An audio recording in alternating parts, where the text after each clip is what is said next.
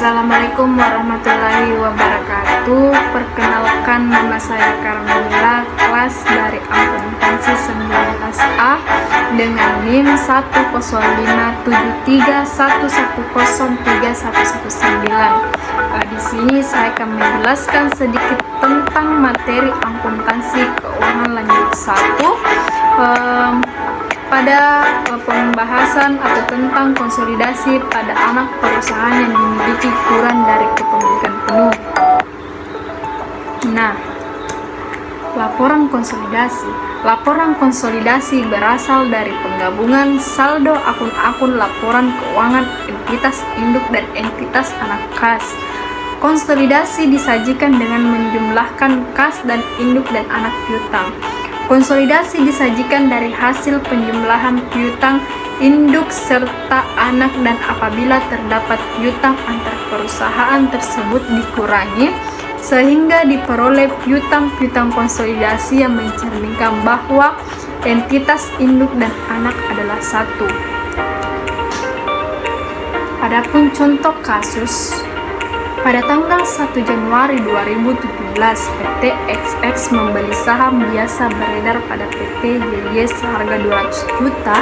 Pada tanggal tersebut, nilai wajar dari non-pengendali diestimasikan sebesar 20 juta. Adapun tabel pada akun kas pada PT XX sebesar 25 juta dan PT YY 20 juta. Pada akun piutang dagang sebesar 45 juta pada PT XX dan 35 juta pada PT YY.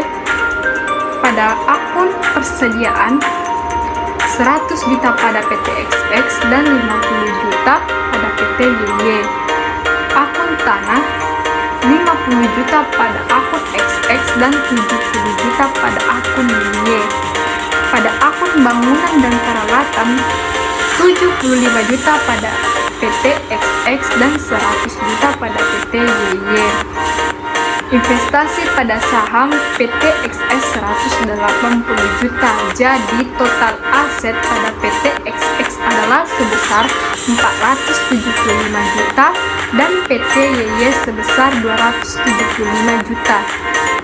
Pada akun liabilitas lancar pada PT XX adalah sebesar 20 juta dan pada PT YY sebesar 20 juta. Pada akun utang jangka panjang pada PT XX 20 juta dan 35 juta untuk PT YY. Pada akun saham biasa pada PT XX 65 juta dan 25 juta pada PT YY.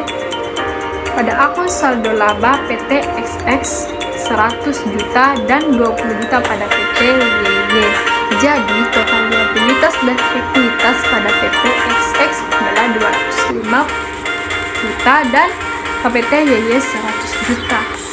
Jadi next, pada tanggal kombinasi bisnis, nilai wajar persediaan sebesar 30 juta, tanah sebesar 50 juta dan bangunan dan peralatan 80 juta. Jadi jurnal yang diminta adalah buatlah jurnal eliminasi yang diperlukan dan buatlah kertas kerja laporan keuangan konsolidasian.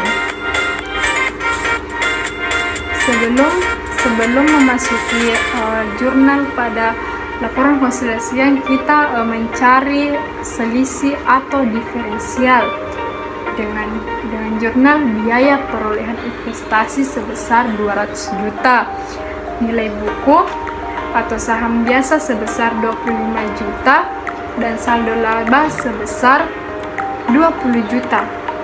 Nah, setelah itu saham biasa dan saldo laba ditambahkan jadi mendapatkan kepemilikan 75% sebesar 45 juta. Nah, ketika berbicara tentang selisih dan diferensial, di mana mengambil 155, kita tinggal mengurangkan antara 200 dikurang 45 juta. Jadi selisih diferensialnya mendapatkan 155 juta. Untuk mencari kenaikan dari akun persediaan tanah dan bangunan dan peralatan. Jadi nilai buku pada persediaan adalah 50 juta dan nilai wajar 30 juta, jadi mengalami kenaikan 20 juta. Pada akun tanah nilai buku 70 juta dan nilai wajar 50 juta, mengalami kenaikan 20 juta. Pada akun bangunan dan peralatan nilai buku sebesar 100 juta dan nilai wajar 80 juta, mengalami kenaikan 20 juta. Selanjutnya kita memasuki jurnal kertas konsolidasi. Pada jurnal saat pembelian saham, akun yang berpengaruh adalah investasi pada saham PT YY pada kas sebesar 180 juta pada debit dan 180 juta pada akun kredit.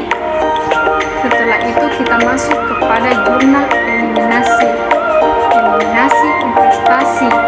Akun yang berpengaruh adalah saham biasa sebesar 25 juta, saldo laba 20 juta dan selisih 155 juta. Pada investasi pada saham PTY sebesar 180 juta dan kepentingan non pengendali sebesar 20 juta.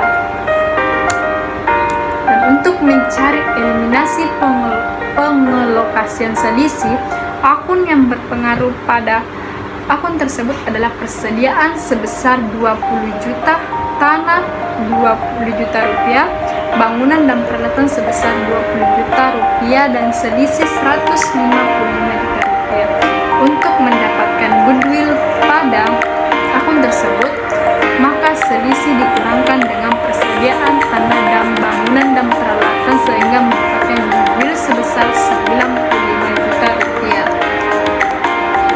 Nah, pada kertas kerja laporan keuangan konsolidasian pada akun kas pada PT XX 25 juta dan pada PT YY 20 juta. Pada kolom eliminasi, pada kolom konsolidasi yaitu 45 juta karena ditambahkan dengan PT XX dan PT YY. Sama seperti akun piutang dagang, persediaan. Pada akun tanah, pada kolom eliminasi debit 20 juta itu ditambahkan sehingga pada kolom konsolidasi 170 juta. Sama seperti bangunan dan peralatan dan investasi pada saham. Selanjutnya selisih pada kolom eliminasi debit 155 juta dan di kredit 155 juta, jadi pada kolom konsolidasi 0. Pada akun goodwill di kolom eliminasi debit 95 juta dan di kolom konsolidasi 95 juta. Jadi sama seperti liabilitas lancar. Pada akun XX 20 juta, pada PT YY 20 juta dan pada kolom konsolidasi sebesar 40 juta. Sama seperti akun piutang jangka panjang, saham biasa, saldo laba.